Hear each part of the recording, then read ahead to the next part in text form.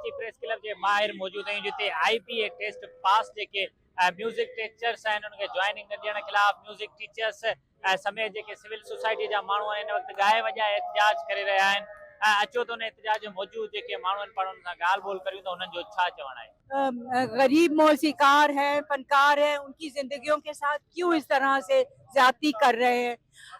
या तो कह दें कि भाई नहीं मिलेगी तुम लोगों को नौकरी, जाओ कुछ और काम करो। तो ये हम ये कहना चाहते हैं कि अगर फन और फनकार की माशरे में इज्जत नहीं होती है तो वो माशरे जो हैं वो आगे नहीं बढ़ सकते हैं, क्योंकि फन ही एक ऐसी चीज है जो इंसान को इंसान बनाता, आदमी को इंसान बनाता है। और ये तो हमने सब जानते हैं। और खास तौर से हम ये कहते हैं कि इस धरती पे, सिंध की धरती पे आप ऐसी हरकतें कर रहे हैं जहाँ पे पूरा ये जो सारी सूफी सोच थी वो यही थी कि इंसानियत, इंसान बनो पहले।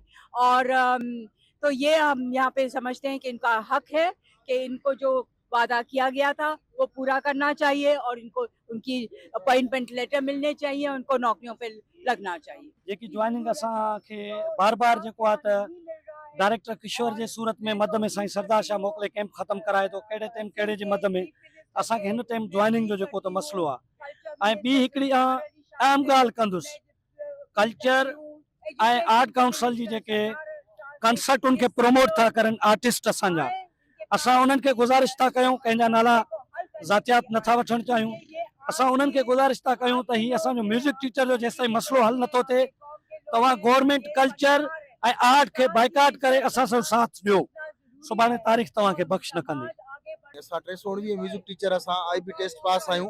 सो असांखे ऑफर लेटर भी मिली चुका आहिनि। बाक़ी हाणे इहो आहे ज्वाइनिंग असांखे नथी मिले। असां सूबाई वज़ीर साईं सरदार शाह खे अर्ज़ु था कयूं त असांखे ज्वाइनिंग ॾिनी वञे, असांजो हक़ आहे। ऐं असांखे 3 साल थी विया आहिनि, असां सरापा एहतिजाज आहियूं। बराए महिरबानी करे असांजो इंसाफ़ कयो वञे, असांखे ज्वाइनिंग ॾिनी वञे। मां IBA में 82 मार्कूं खणी हिते रोडनि ते रुलां थो पियो तव्हांजे साम्हूं। ऑफर लेटर असांखे मिलियल आहिनि। सरदार शाह असांखे आर्ट काउंसिल ऑफ कराची में घुराए करे पंहिंजे हथनि मुबारकनि सां ई ऑर्डर ॾिना आहिनि, ऑफर लेटर ॾिना आहिनि, तव्हां वञो हाणे ज्वाइनिंग कयो वञी।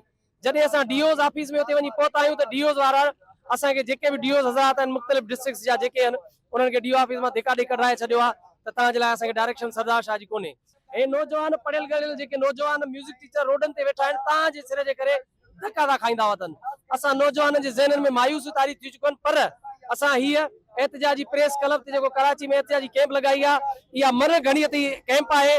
जेसीं ताईं असां जीअरा हूंदासीं इहा असांजी एहतजाजी कैंप जारी सारी रहंदी जेसिताईं तव्हां असांखे ज्वाइनिंग न ॾींदो। काफ़ी ॾींहंनि खां वठी हिते जेको आहे 8 महीननि खां वठी एहतजाज दोस्त कंदा था अचनि ऐं हुकूमत खे इहे नज़रूं विच में ठाहिनि त माना असांजो कोई चुल्हो चढ़े। सो इन जे लाइ काफ़ी दोस्तनि काफ़ी मायूस बि थी विया आहिनि त असांखे हुकूमत मां का किरण नथी नज़र अचे। इन जे करे असां रोडनि ते वेही निकिरी आया आहियूं त माना असांजे बचनि जो जेको आहे चुल्हो चढ़े। हीअ जेके वीचारा आया आहिनि इहा उमेद खणी आया आहिनि त असांजे बचनि जो चुल्हो चढ़े। इन जे लाइ असां जेको आहे हुकूमत खे बि अर्ज़ु कंदासीं त असांजी इहा ॻाल्हि ॿुधी वञे, न त असां इहो एहतजाज पंहिंजो जेको आहे जारी रखंदासीं। आज बिल्कुल इन एहतजाज में मौजूद जेके सिंध जे मुख़्तलिफ़ इलाइक़नि मां पहुतल म्यूज़िक टीचर्स सां गॾोगॾु जेके समाजी अॻुवान हिननि सां यकजहती तौर पहुता आहिनि, उन्हनि जी मां ॻाल्हि ॿोल ॿुधी। उन्हनि जो चवणु आहे त फौरी तौर ते जेके म्यूज़िक टीचर्स आहिनि उनखे ज्वाइनिंग ॾिनी वञे। कैमरामैन हैदर अली कमरानी सां गॾु मोहसिन ख़ासकी WTN न्यूज़ कराची।